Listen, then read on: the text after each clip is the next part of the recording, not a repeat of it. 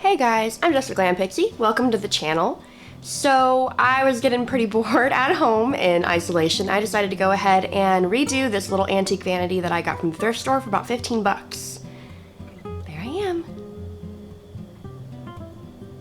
So you can see it's pretty beat up. I went ahead and mixed this yellow apple barrel paint with ivory chalk paint because that is what I had, so didn't want to go out and get anything.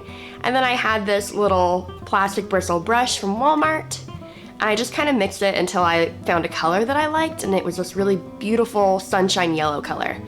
And I just applied a single layer of paint to this. I kind of just took my time and made sure that it was pretty thick but also not like clumpy. So there I am, just painting away.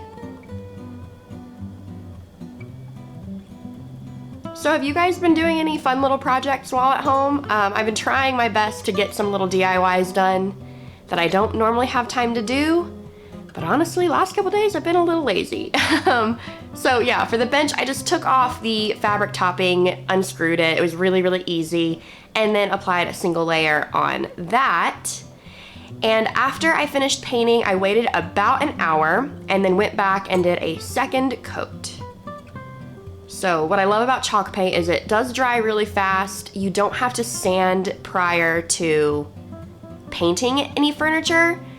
So yeah, it's definitely a great little DIY tool to have kind of hanging around the house. They sell it at Walmart too, so that's easy.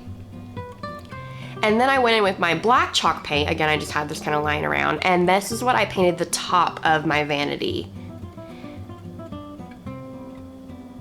So I covered the entire top of it, and then I also went around and did the edging and a little bit of the under layer because the center portion pops up and reveals like a little mirror on the inside.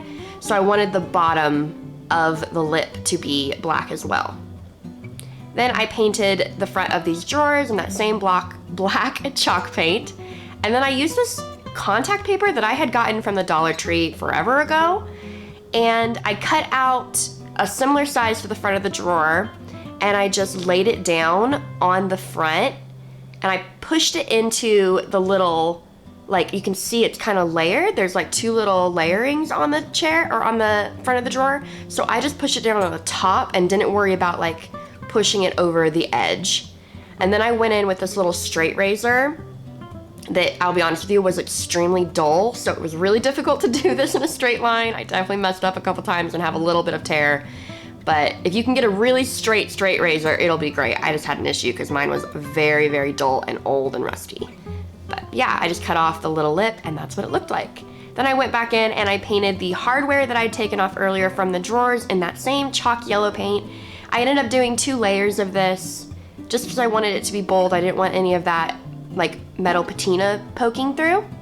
And then I went back in with my razor and cut out the little holes just to make it easier to push that hardware back through. And then I just put the screws in the back. Again, this is all really, really easy. And now the center drawer pull was empty, or was gone when I got it. So I bought that really cheap little like Diamante center drawer pull from Walmart a long time ago for about 4 bucks for a pair. Now I'm removing all of the furniture, or all of the fabric from the top of the seat, and then I had this black and white striped fabric laying around the house. I was gonna make these throw pillows, but I decided to make it for the chair. And then I just centered it, and I am out of staples for my staple gun, so I just hot glued it. It's not ideal, but it definitely did the trick. Now for corners on this, you kind of just have to like play around with it. I'll be honest with you. I just kind of messed around with the way that I wanted it to lay on the corner, and I kind of just created this little bit of a fold and then glued it down, and I just did that on all 4 corners. So I don't think there's really any like specific perfect way to do it. You just kind of have to play with it and be patient and see what works for you. Then I went ahead and screwed back on the bottom. So I just took a screwdriver and put those screws back in, and then screwed through the fabric and wood. It's really easy.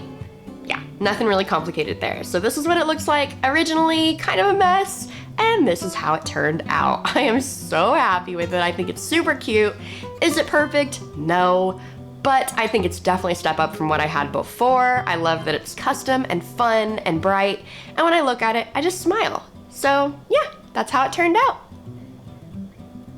I hope you guys liked this video. If you did, please be sure to subscribe and like, and make sure to check out for more videos from me. I like to do a lot of DIY, thrifting, styling, hair stuff, kind of pretty much everything. So I'll see you guys next time. Bye.